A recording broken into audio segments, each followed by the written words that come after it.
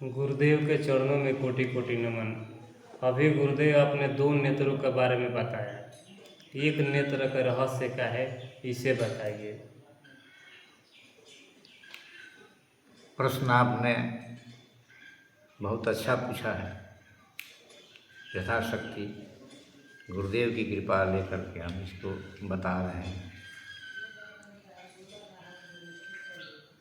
एक नेत्र वह नेत्र है जिसकी ऊर्जा सारे संसार में जा रही है।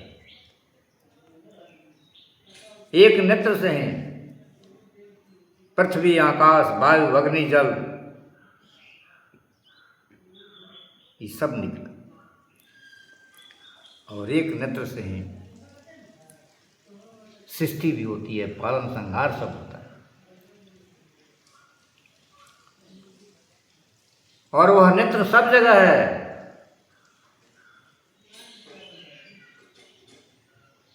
लेकिन जब तक गंगा जमुना सरस्वती का संगम नहीं होगा तब तक एक नेत्र का अनुभव नहीं हो पाएगा। संगम होते हुए वो नेत्र आ जाता है।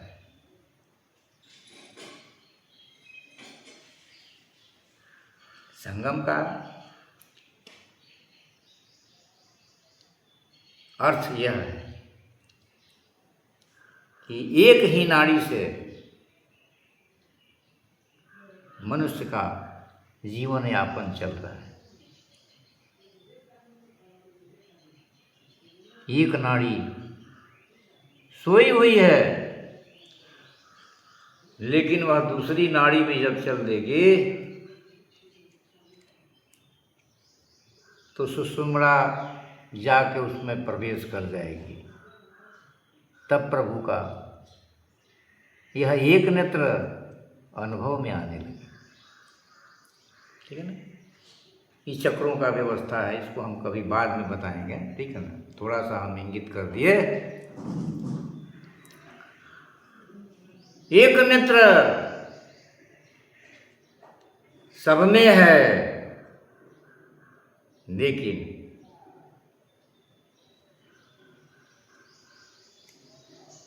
जगत को दो आंख मिला है। वो दो आंखें इसमें नहीं है, जगत नहीं है इसमें। मैं पहले प्रवचन में जगत के नेत्र में कहा कि सब नेत्र में है और नेत्र सब में है, लेकिन यहां कह रहा हूं वह नेत्र सब में है, लेकिन सब उसमें नहीं है।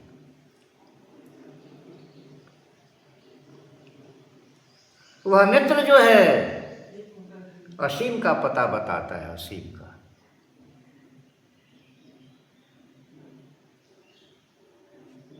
वो साहेब के घर का रास्ता खोल देता है, पहुंचा देता है,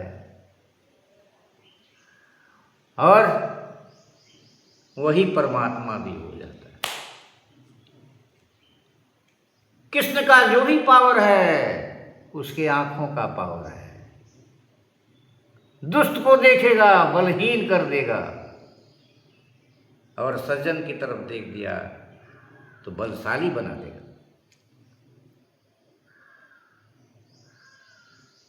दोनों है। वो एक आंख का खूबी, और उसी आंख पर नजर लगा हुआ था रावण को, है ना। जो परमात्मा को जानते हैं उसका कारण एक ही नेत्र न है। परमात्मा भी एक नेत्र से सबका पालन पोषण करता है, सबका मालिक ही। लेकिन दुराचारी कोई परमात्मा, संत या महाकाली, महालक्ष्मी स्वरूपा, ब्रह्म स्वरूपा अगर राधे रानी पर कहे कि दंड न मिले और तुम देख लो एक बार, ऐसा होगा, लेकिन समर्पण होना चाहिए कि अब इसके बाद हमारे पास कोई सत्ता नहीं रहेगी, प्रभु आप जानते हैं। लेकिन रावण को बदलना नहीं था, उद्धार खोजता था।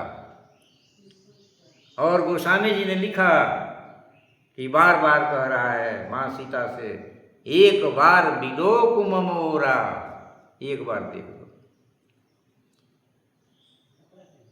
लेकिन वो कहने का हकदार नहीं था,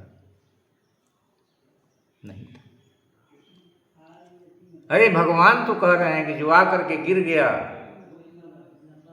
उसको मैं बड़े तरीके से संभालता हूं, लेकिन जो बनावटी बन करके आता है उसको तो बड़ा दंड मिलता है।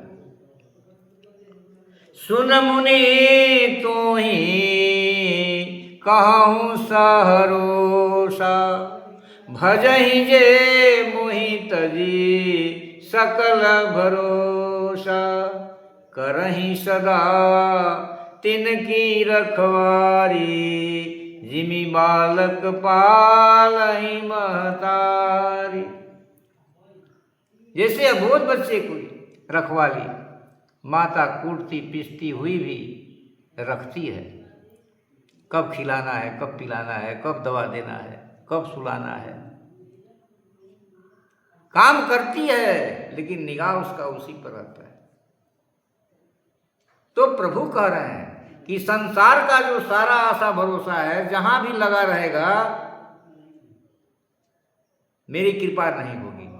लेकिन जब सब सहारा छूट गया, छोड़ दिया, और उसके बाद आता है तो कह रहे हैं प्रभु, करहि सदा तिनकी रखवारी, जिमि बालक पालहि महतारी। पूरी जिम्मेवारी हमारे ऊपर आ जाती है। तो ऐ मानव, मनुष्य जीवन ही मिला है कि उस एक नेत्र को प्राप्त करो, एक नेत्र का अनुभव करो, और जानत तुम्हें हो जाए, तुम वही हो जाओगे। एक नेत्र अनंत का नेत्र है, उसकी कोई सीमा नहीं है, असीम है, जिसके पास काल भी नहीं जा पाता है, नहीं पहुंच पाएगा वह, है ना। इसलिए कि नेत्र वो महाकाल का नेत्र है, जगत का नेत्र। आगे देखेगा तो पीछे नहीं देख पाएगा, लेकिन एक आंख जो है, एक आंख होते हुए चारों दिशा में वो नेत्र काम कर रहा है। पीछे भी देख रहा है, आगे भी देख रहा है, दाहिने बाएं देख रहा है, हर जगह देख रहा है।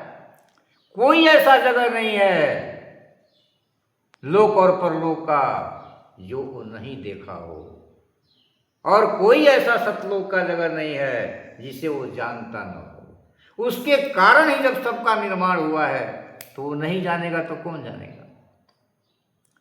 तो एक नेत्र को अनुभव में लेने के लिए ही मानव जीवन मिला है, और उसी नेत्र से जो है मनुष्य जो है 84 लाख योनियों से छुटकारा पा जाता है और धन्य धन्य